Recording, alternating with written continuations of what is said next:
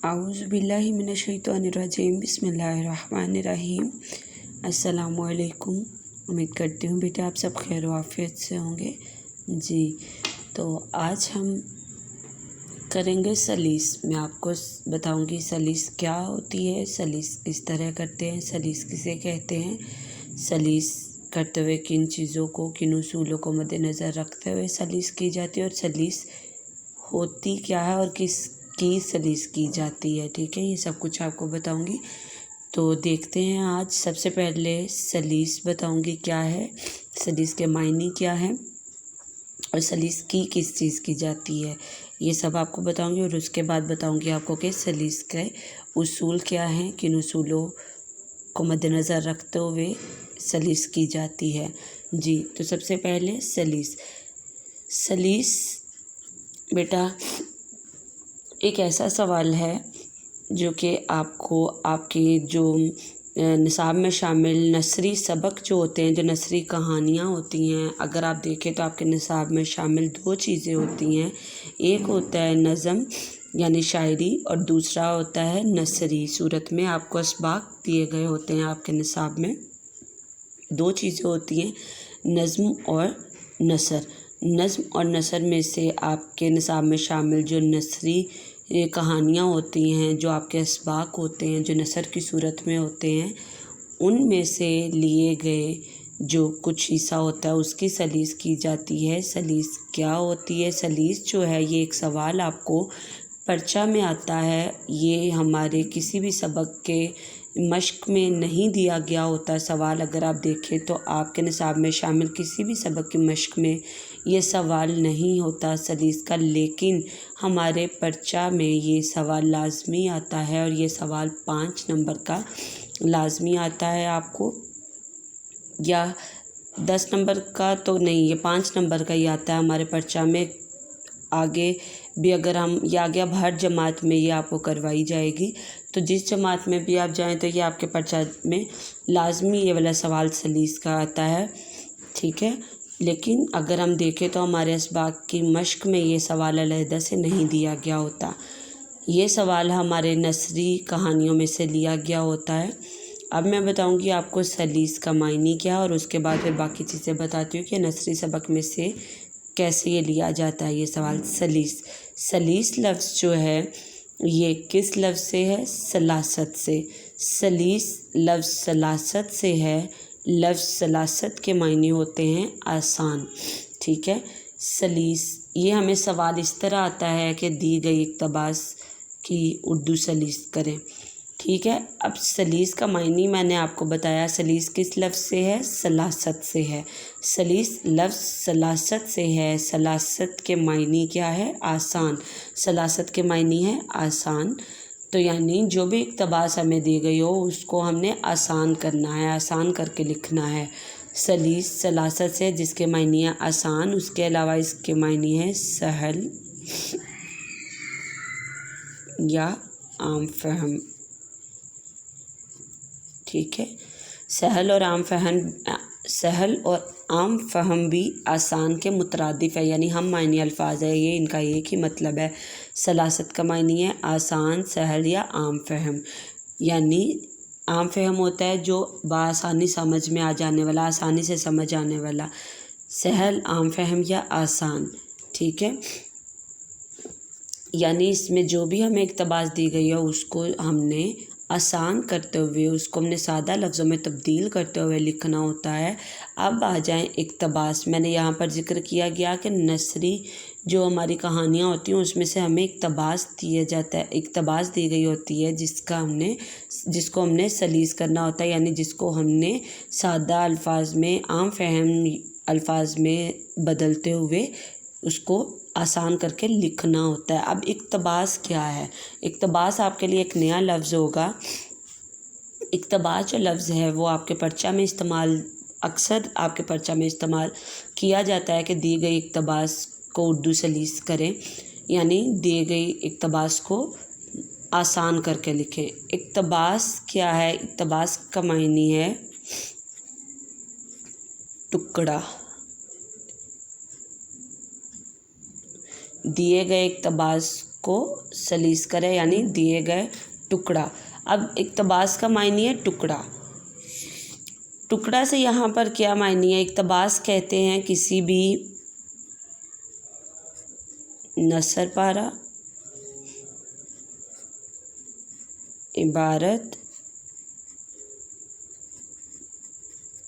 Paragraph. इक्तबास क्या है? कोई भी नसर पारा, ये एक ही अल्फाज हैं, नसर पारा, इक्तबास, इबारत। इसका मायने क्या है? टुकड़ा। ठीक है, यानी हमें हमारी नसरी कहानी में से कोई एक टुकड़ा यानी कोई एक नसर पारा दिया गया होता है, कोई एक इबारत दी गई होती है। इबारत, ये जो पैराग्राफ का लफ्ज़ हमने इस्तेमाल किया है ये हमारे पर्चा के सवाल में इस्तेमाल नहीं होता। यहाँ पर लिखने का मकसद क्या है वो भी मैं आपको अभी बताऊँगी। इक्तबास का लफ्ज़ इस्तेमाल होता है या इबारत का लफ्ज़ इस्तेमाल होता है, नसर पारा का लफ्ज़ भी इस्तेमाल होता है। ये तीन अल्फाज इस्तेमाल किए गए होते हैं इस सवाल में कि दिए गए इक्तबास को उर्दू से लीस करे या दिए गए नसर पारा को उर्दू से लीस करे या दी गई इबारत को उर्दू से लीस करे। इक्तबास क्या होता है? जो भी नसरी कहानियाँ यानी हमारा जो भी नसरी सबक है उसमें से उसका कोई एक जो है पैराग्राफ लिया गया होता है, उसकी कोई एक इबारत, इबारत किसको कहते हैं? किसी भी पैराग्राफ को। कोई एक इबारत हमें दी गई होती है उस सबक के अंदर से जिसको हमने सलीस करना होता है, यानी उसी पैराग्राफ को हमने आसान करके लिखना होता है। ये होता है सलीस करना। इक्तबास यहाँ पर बताना ज़रूरी था क्योंकि पर्चा में हम ये लफ्ज़ इस्तेमाल करते हैं इस सवाल में कि दिए गए इक्तबास या दिए गए नसर पारे की सलीस करे या दी गई इबारत की। तो इक्तबास का मायने होता है टुकड़ा। ठीक है, यानी हमें किसी एक सबक का कोई एक टुकड़ा या किसी भी एक सबक में से किसी भी नसरी कहानी के अंदर से कोई एक इबारत हमें उठाकर, कोई उसका छोटा सा टुकड़ा उठाकर हमें दिया गया होता है जिसकी हमने सलीस करनी होती है। और उसमें क्या होता है वो मैं आगे आपको जब उसूल बताऊंगी साथ साथ बताऊंगी। तो यहाँ पर इक्तबास भी आपको बता दिया। इक्तबास का मायने क्या है, किसको कहते हैं? हम लोग जो है आमतौर पर लफ्ज़ इस्तेमाल करते हैं पैराग्राफ। ये पैराग्राफ हम उर्दू में लिखते तो ज़रूर हैं लेकिन ये हम अंग्रेज़ी से लिया गया लफ्ज़ है, अंग्रेज़ी से लिया गया लफ्ज़। ये जो इक्तबास, नसर पारा, इबारत, ये किस इंग्लिश लफ्ज़ के मायने है? ये अंग्रेज़ी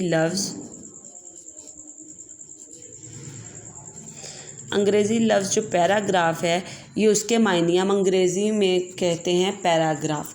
कोई एक जो हमें दिया गया होता है उसको हम कहते हैं ये पैराग्राफ है। ठीक है, उसी से हमने उर्दू में ये लफ्ज़ इस्तेमाल करना शुरू किया है पैराग्राफ। लेकिन ये देखा जाए तो ये इतना दुरुस्त लफ्ज़ नहीं है। पैराग्राफ के लिए इस्तेमाल होने वाला उर्दू में लफ्ज़ है इक्तबास, नसर पारा या इबारत, जिसका मायने होता है टुकड़ा। ठीक है, अब आ जाएं सलीस के उसूल क्या होते हैं, किन उसूलों को मद्देनज़र रखते हुए हम एक इक्तबास की या एक इबारत की सलीस करते हैं। पहला उसूल है हवाला सबक।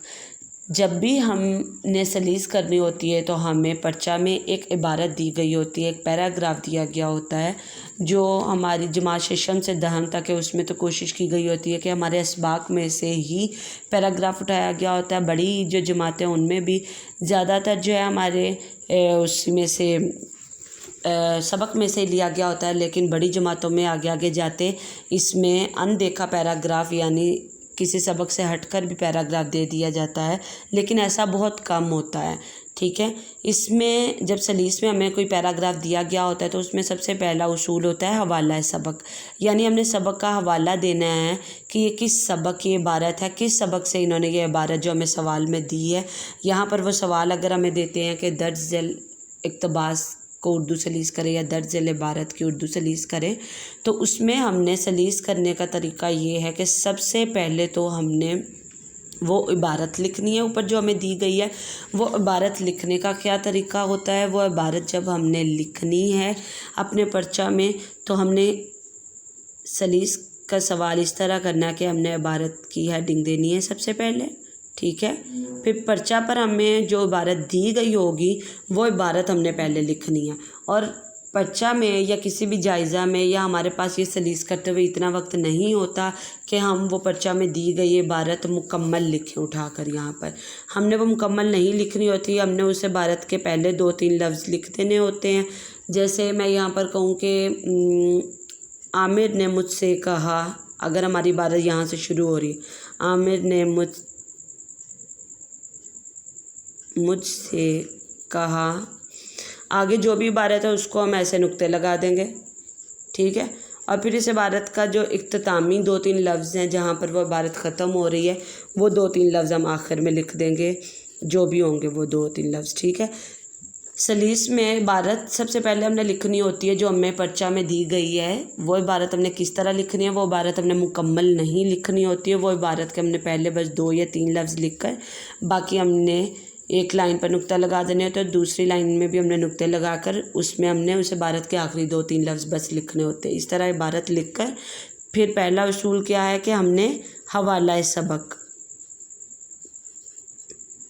کا حوالہ دینا ہے. اب حوالہ سبق میں ہم کیا لکھیں گے، سبق کا نام لکھیں گے.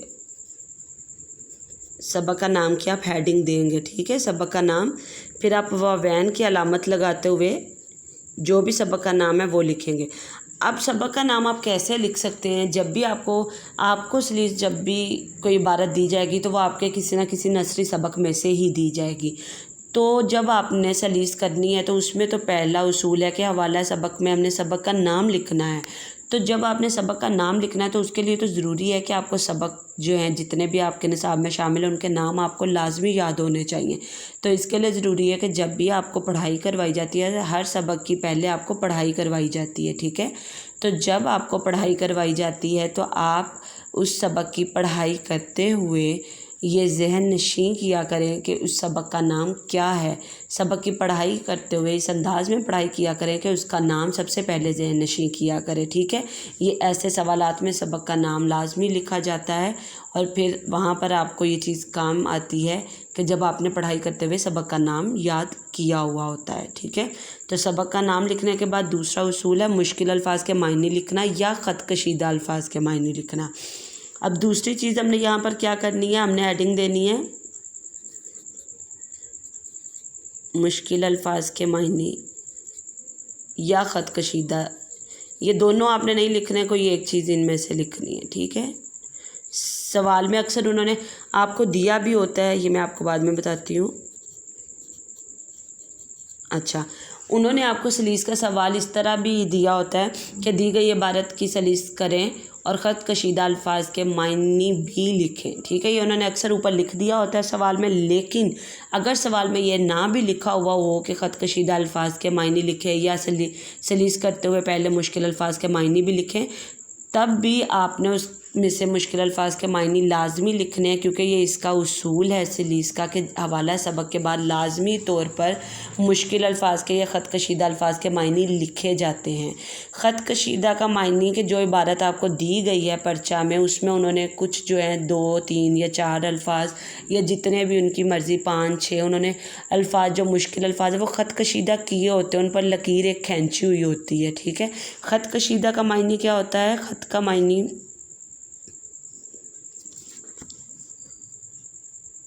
خط کہتے ہیں لکیر، اور کشیدہ کا معنی ہوتا ہے کھینچنا یا کھینچا ہوا. ٹھیک ہے. تو خط کا معنی ہے لکیر، کشیدہ کا معنی کھینچنا یا کھینچا ہوا. تو خط کشیدہ کا معنی کیا ہوتا ہے؟ لکیر کھینچنا. ٹھیک ہے. تو یعنی دی گئی عبارت میں ایسے الفاظ جن پر آپ کو لکیر لگا کر دیے گئے کچھ الفاظ ہیں، اس میں 4, 5 یا 6 جتنے بھی الفاظ ایسے ہیں جن پر لکیر کھینچی گئی ہے، وہ لکیر یا تو الفاظ کے اوپر بھی کھینچی گئی ہو سکتی ہے یا اس کے نیچے بھی. ایسا بھی ہو سکتا ہے کہ نیچے انہوں نے کھینچی ہے، یا یہ بھی ہو سکتا ہے کہ اوپر. یہ دونوں طرح سے ہوتا ہے. ٹھیک ہے. ان میں سے کوئی ایک طریقہ استعمال کیا گیا ہوتا ہے، یا لفظ کے نیچے لکیر کھینچی گئی ہوتی ہے یا لفظ کے اوپر. تو وہ الفاظ جن پر لکیر کھینچی گئی ہو ان الفاظ کو آپ نے لازمی پہلے یہاں لکھ کر ان کے معنی لکھنے ہوتے ہیں. کس طرح آپ نے کرنا ہوتا ہے یہ میں آپ کو بتاتی ہوں. پہلا اصول ہے کہ آپ نے عبارت لکھنی ہے، وہ آپ نے لکھ لی جو بھی تھی، 2-3 لفظ پہلے والے لکھے، اور پھر آپ نے آخر کے 2-3 لفظ لکھ دیے. اس کے بعد پہلا اصول تھا حوالہ سبق، جس میں آپ نے سبق کا نام جو ہے وہ واوین میں لکھنا ہوتا ہے، جو بھی ہے سبق کا نام. اس کے بعد اگلا اصول ہوتا ہے خط کشیدہ अल्फाज के मायनी, यानी इबारत में जो भी ऐसे अल्फाज हैं जिन पर उन्होंने लकीर खींची हुई है उन अल्फाज को आपने ऐसे लिख लेना है, 1 2 3 4 जितने भी हैं वो अल्फाज आपने लिख लेने हैं। फिर उसके बाद दरमियान में लकीर लगाकर इस तरफ आपने उनके मायने लिख देने हैं, ठीक है। उसके बाद अगला उसूल होता है इबारत में मुश्किल अल्फाज के मायने तब्दील करते हुए मुकम्मल इबारत को आसान अल्फाज में लिखना। अब हमने करनी है, पहला उसूल हवाला सबक, सबक का नाम लिख दिया। दूसरा उसूल था हमारा ख़त कशीदा अल्फाज के मायने, उसमें हमने जो भी हमें इबारत में मुश्किल अल्फाज ख़त कशीदा करके दिए गए थे उनके मायने हमने लिख दिए। लेकिन दूसरा मैंने यहाँ पर यह भी लफ्ज़ इस्तेमाल किया था मुश्किल अल्फाज के मायने, तो उसका मतलब ये है कि अक्सर उन्होंने हमें इबारत में जो लफ्ज़ हैं वो ख़त कशीदा करके नहीं दिए होते, लेकिन हमने उस सूरत में भी ये वाली चीज़ लाजमी करनी होती है मुश्किल अल्फाज वाली। उस सूरत हमने क्या करना है कि हमने उस इबारत को पढ़ते हुए उसमें से 3 4 या 5 अल्फाज खुद से कोई मुश्किल अल्फाज चुन लेने होते हैं, वो हमने लिख कर उनके फिर हमने मायने लिखने होते हैं। ये मायने वाला जो है ये हमने लाजमी करना होता है सलीस में। सबक का नाम लिखने के बाद हमने मुश्किल अल्फाज के मायने लाजमी लिखने होते हैं। अगर ख़त कशीदा नहीं भी किए गए तब भी हमने इबारत में से 2 3 या 4 अल्फाज लेकर मुश्किल उनके मायने लाजमी लिखने होते हैं। उसके बाद हमने इबारत की सलीस करनी है, ठीक है। अब इबारत की सलीस करने के लिए हमने क्या करना है कि इबारत में मुश्किल अल्फाज के मायने तब्दील करते हुए मुकम्मल इबारत को आसान अल्फाज में लिखें। यानी जो इबारत हमें दी गई थी उसके अब हमने मुश्किल अल्फाज जो हैं वो मायने में बदल दिए हैं। तो अब हमने जब इबारत करनी है, हमने सलीस करनी है, तो हमने वो दी गई इबारत को उसी तरह लिखना है, लेकिन जहाँ जहाँ जो मुश्किल अल्फाज थे जिनको हमने मायने में बदला है तो वहाँ पर हमने दी गई इबारत के उन मुश्किल अल्फाज को मायने में बदलते हुए लिखना है, ठीक है।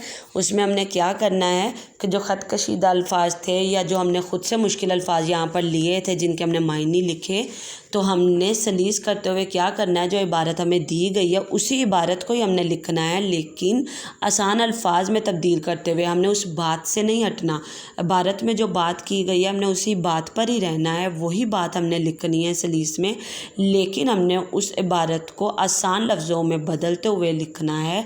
हमने उस इबारत में जो जैसे उन्होंने हमें कोई भी एक जुमला दिया हुआ है तो उस जुमले में जो भी मुश्किल अल्फाज आ रहे थे हमने उसके आसान मायने में बदलते हुए उस जुमले को लिखना है। फिर अगले जुमले में भी इसी तरह, तो हमने उस पूरी इबारत को उसी तरह लिखना है, उतनी इबारत लिखनी है, उसमें ना तो कोई जुमला हमने कम करना है ना ही उसमें कोई जुमला ज़्यादा करना है, उतने ही जुमले वही सारी बात लिखनी है, लेकिन वो सारी बात को आसान लफ्ज़ों में बदलते हुए लिखना है। उस इबारत को हमने आसान लफ्ज़ों में तब्दील करते हुए अपने अल्फाज में लिखना है। वही इबारत लिखेंगे लेकिन उसको आसान अल्फाज में तब्दील करते हुए अपने अल्फाज में ढाल के लिखेंगे, ठीक है। अगला अहम उसूल है, सबसे अहम उसूल इसका ये चौथा है कि सलीस करते हुए उसी इबारत को ही लिखना है, ना कि उस सबक की किसी दूसरी इबारत को लिखना है। अक्सर हम क्या करते हैं, इबारत की सलीस करने लगे हैं तो इबारत की सलीस करते हुए जो इबारत हमें दी गई है उसी इबारत से मुतल्लिक उस सबक में या तो उस इबारत से पहले कोई बात हो रही होती है या उस इबारत से बाद में कोई ऐसी इबारत होती है जिसमें उसी से मुतालिक बात हो रही है। तो बच्चे क्या करते हैं कि जो हमें इबारत दी गई है उससे बिल्कुल हट जाते हैं और उस सबक की कोई और इबारत जो है उस सबक की कोई और बात लिखने लग जाते हैं। तो हमें इबारत की सलीस करते हुए इस चीज़ को लाजमी जहन में रखना है कि जब हम इबारत कर रहे हैं तो जो पैराग्राफ, जो इक़्तिबास हमारे सामने है, जो नसर पारा हमारे सामने है, जो इबारत हमारे सामने, हमने उसी इबारत को ही सलीस करना है। हमने उस सबक की किसी दूसरी बात को इस सलीस में नहीं लिखना। जितनी बात हमारे सामने इबारत में की गई है उसी बात को बस हमने सादा लफ्ज़ों में तब्दील करके लिख देना है, ठीक है। ये होती है सलीस, ठीक है। मैंने यहाँ पर तफसीलन बताया सलीस क्या है। सलीस किस चीज़ की जाती है, किसी भी नसरी सबक में से लिए गए किसी नसर पारे किसी भी इक़्तिबास के की सलीस की जाती है। और सलीस करने के उसूल क्या है, सबक का नाम लिखा जाता है, फिर उसमें से मुश्किल अल्फाज के मायने लिखे जाते हैं, फिर उस इबारत को आसान लफ्ज़ों में तब्दील करते हुए लिखा जाता है, ठीक है। और इबारत की सलीस करते हुए जो इबारत दी गई है उससे हट कर कुछ भी नहीं लिखा जाता, उसी इबारत को ही आसान लफ्ज़ों में तब्दील करते हुए लिखा जाता है। ये होती है सलीस, ठीक है।